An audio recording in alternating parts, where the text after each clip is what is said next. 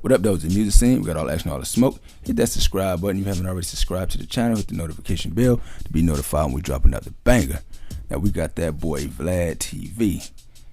Now, check it out. If y'all checked out the D-Haven interview that he recently did, you know D-Haven, he was what Jay-Z before Jay-Z was Jay-Z. You know, he came up in the drug game and he showed Jay-Z the rope. You know, he was pretty much the man back in the day, back in the 80s, coming up.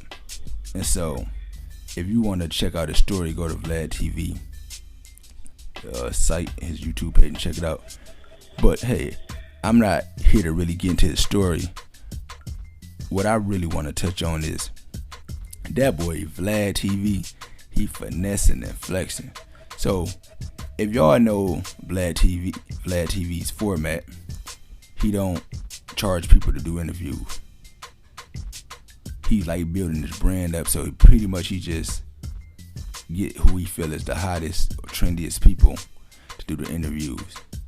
And so that way, it's kind of more, I guess, prestigious on his end, because it's not just anybody. You can't just pay your way there.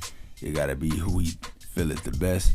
And so he feel like, you know, over time, see, he's gonna get paid for his views and stuff. He don't really have to go to YouTube for ad revenue, because a lot of this stuff go through his website. So, you know, he get paid through his website as well. And so he want to build up a more of a prestige brand than just to get money on the front end. And so, you know, people do benefit from doing Vlad TV. I would say that. So anyway, so, you know, he don't take payments from people. So he also don't charge. But one thing I noticed is he pretty much got like, he's like the Uber version of media. So one thing I noticed, like, if it's not a main star, like a star that's like really popping, you know, he'll have like one of his, I won't say secretary, but one of his apprentices do the interview. One thing I didn't notice, a lot of them interviews are done remotely. So, you know, you can tell when people do an interview, if they're doing it like via Skype or something like that, or, you know, they on some other program like that, or if they on IG Live, like, you would know. Let's see, with Vlad, I keep messing his name up. Now with Vlad, it just all seems seamless. It seems like he's on the other side of the camera, because, you know, he got that, he usually had that backdrop that's kind of white but grayed out. You know, the mic sound like he's in the same place. But what I came to realize on the interview he did with D-Haven, go look up part 17. It's just like, you know, maybe, you know, right under 5 minutes.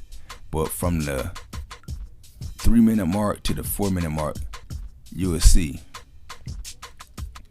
D-Haven, he says, "I can't wait to meet you." So it had me thinking, like, maybe he's doing it remotely.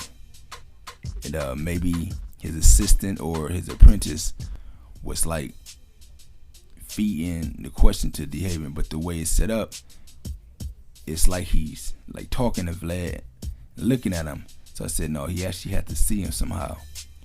So I'm thinking, okay, well, maybe he just did it, you know, through you know, a video service. You know, maybe he was in California and D-Haven was in New York. But I'm like, but he got a live mic. So anybody who don't know what a lavalier mic is, a little microphone that's on the collar part. So that's kind of professional. Like the average person he's interviewing, they're not gonna know what a live mic is, how to have it, how to have good sound audio.